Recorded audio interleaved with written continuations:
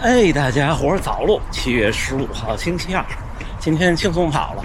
昨天那35，差不多得有冬天或者春秋的时候的45的强度。昨天到最后那35结束，我都跑不起来了，只能走了。马上到大本城，今天我们就轻松跑一圈，可能都到不了10公里，我绕一圈我就回去。今天咱们聊点什么呢？先给大家看双新鞋，来，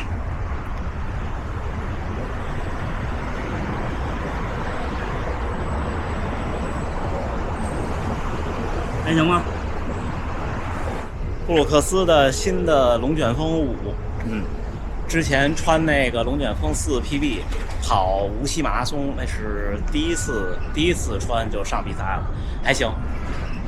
咱们今天不是评测这双鞋，这鞋还要等一等，就穿上出来试一试。今天跟大家聊点什么呢？聊聊我怎么看待跑量。为什么又说跑量这事儿？是因为那昨天吃完饭没事刷短视频，又看有人抓住了流量密码，说现在全世界都在精简优化跑量，你们不能再卷跑量了，跑得多没有用。就是这种话，你说它全错吗？其实没有太多全错的事情，但是有前提条件和适用范围，对不对？这跑量是什么呢？跑量其实比较的，就你要说科学不完全，应该是训练负荷，训练负荷比较科学，相对于跑量。像你看，专业运动员经历了选材，经历了小时候的体校各种的层层的淘汰，最后这一个国家一个世界剩下这么一部分干专业的，那他其实筛下去的是什么人呢？有人说是不努力的人，有人说是没天赋的人，有人说是练得不好的人。其实我觉得根本上很大一部分的原因是筛下去的是吃不下这么多训练负荷的人。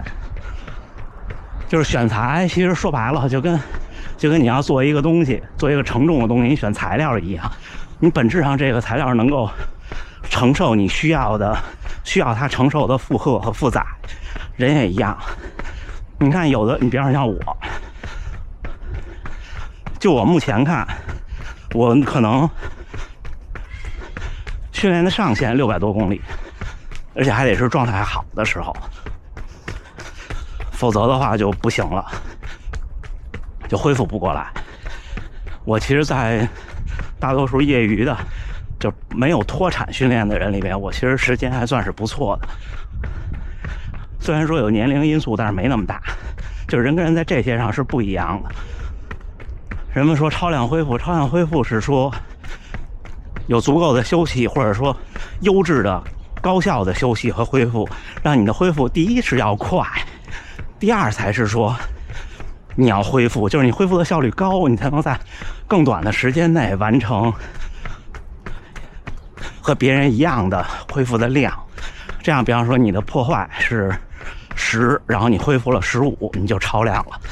那如果你说你的破坏用了1天破坏了10，然后你恢复15，你要用3天，那你就没有竞争优势，因为有的人可能用半天。我觉得这个是挺关键的一点。所以就说回跑量其实我总跟大家说，盲目的加跑量没有用，因为跑量其实也是当前能力的体现，就是你一个月能吃下多少训练量和你现在的水平和能力是等量的，就是它既是一个训练的过程和目标，它也是一个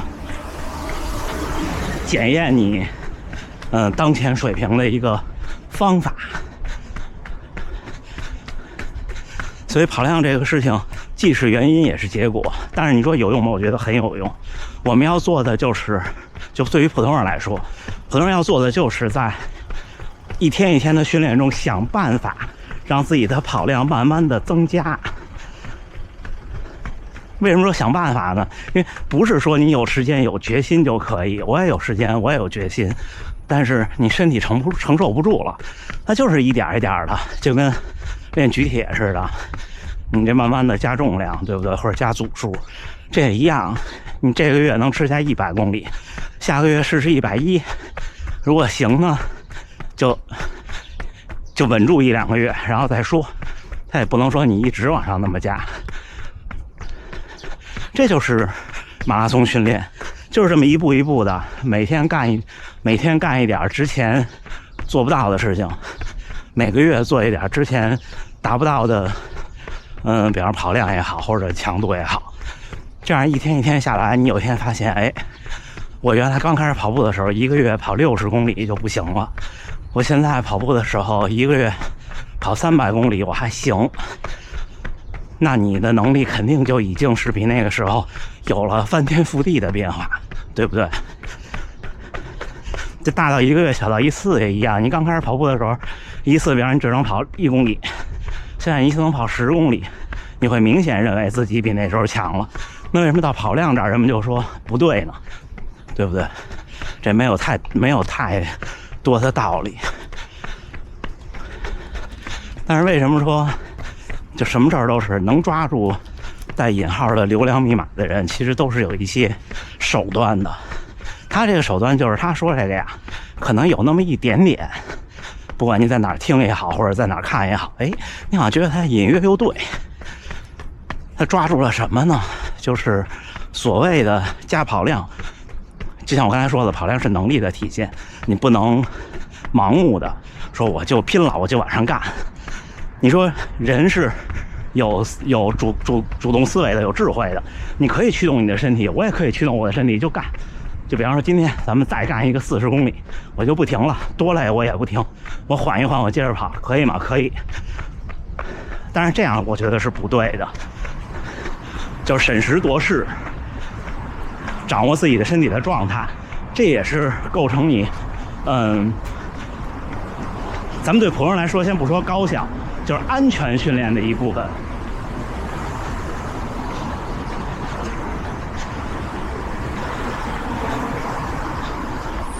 我觉得抓住这个也很重要。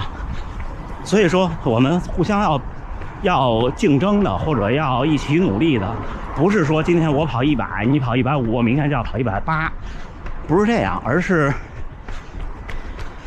找到一个目前适合自己的，但是呢又不要放弃前进，就不要停下前进的脚步，直到你觉得要么我觉得我不需要前进了，要么我觉得我前进不了了。而有一期我的会员节目，我跟大家分享过，我说马拉松训练这个事情就好像我们每个人是一根弹簧，我们需要这个弹簧有往回收的力，我们要把它拉开，这就是我们的马拉松训练。就训练的是这弹簧的现在当前的收缩的力量有多大。所以呢，我们每天练就是把弹簧往长的拉，在它的弹性形变范围内。那总有那么一天你拉到头了，它的弹性形变你再拉它可能就变形了。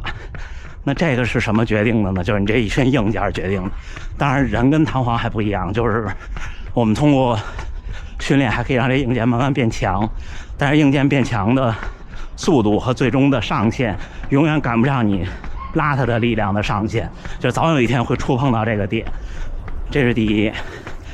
而且它还会慢慢衰减，随着人。第二是为什么我觉得弹簧这个比喻很恰当，是因为你停下来的话，如果你的双手不再用力，弹簧就又缩回去了。所以你每天的训练还有一部分的功是用来让这个弹簧维持住现在的弹性，就是拉长的长度，并且呢再用新的功让它去拉长。所以马拉松训练是很艰难的，大部分人走到一定程度，比方说像我现在参与维持状态的训练就已经是很大的比例了，可能98%、99%都有了。因为很多人就是我练到一定程度就永远是上下起伏这个成绩了，没有明显的提高了，那就说明很难了。而这种突破靠什么呢？很多我觉得像业余爱好者是没有抓手的，是找不到方案的。因为事实它就摆在这儿了，马拉松还是个挺残酷的事情，对不对？所以很多小伙伴们，你是初跑者或者是刚开始练还远没有达到您的巅峰的时候，我觉得看待这些说法要理智。我这儿说的理智不是说理智的去选择亲他的放弃自己，不是的。你要理智，你要想说那为什么？如果他说的对，我现在就已经超量训练了，我现在就已经是我的极限了，那为什么那么多人都比我强那么多？为什么我现在努力4个小时都勉强人家可以跑2个半小时，2个小时40分钟，人家可以跑3个小时？那真的是我比他这一身肉和骨头就差那么多吗？我觉得大部分人是不太可能相信这个观点，大家生下来都差不多，真的。所以总结下来就是，我觉得跟你说你天天快跑就不行了，你每个月跑这么多就不行了，或者说不需要干这个你也行，这些我觉得就特别的，就是你不能说就斥责他，但是选择性的去接受信息。说到这儿，昨天是看一特别逗，一小子说，你知道你为什么减肥减不下来吗？你的碳水吃错了。然后拿2碗米饭，一碗特少，一碗特大。他说特少那碗他上秤一称，手重啊100克。他说知道吗？这个只有25克碳水。然后他又拿了1碗米饭啊，几百克，400多克，搁秤上一称400多克，手重。他说知道吗？这才是100克碳水，你应该吃100克碳水。我就不太知道这个是脑子里进去什么了。还有就是真的会有人相信吗？不过你要这么说，你看我又反过来说，你说他抓住了一些小的带引号的技巧吗？也有，就是他可能会反驳你说啊，我让你吃100克碳水是因为你吃了400克米饭之后你就吃不下别的了。你要非要较劲也没什么错，对，当一个玩笑。很少看这个视角的大半程吧。小伙伴们，7月15号星期二清晨就跑了8公里，绕了一圈，我也没看距离。其实体感挺轻松的，但是因为明天是周3的强度课，所以今天缓一缓。昨天的强度确实有点大。昨天我很少这种就是最后那一组跑完接最后冷身的慢跑的时候跑不了得走，很少有，几乎没有。上一次还是我们一起测那个5公里的时候，所以今天就调一调，然后明天课表好像是12个400米。我们最近不去冲那个坡了，我也感觉那个坡冲上去倒还行，冲下来太危险了。行吧，今天跟大家分享一下我怎么看跑量。我觉得跑量啊，对普通人来说，也不一定就是越大越好。我觉得每个人找到自己那个上限，在自己上限下边一点。因为比方我觉得我的上限可能差不多630，因为我跑过630一个月，状态极好的时候。所以你看我现在就往下降，大概降15%到20%。在这个量下，我这一个月过得就很正常，不能说很充实，就很正常。你的衣食住行都没有受影响，你的成绩这根弹簧能拉住，然后你通过强度的刺激和叫什么主动的恢复，然后慢慢的你还可能有提升，就挺好。行吧，那这么着，最后还是祝大家能努力生活，健康平安。咱们下回再见。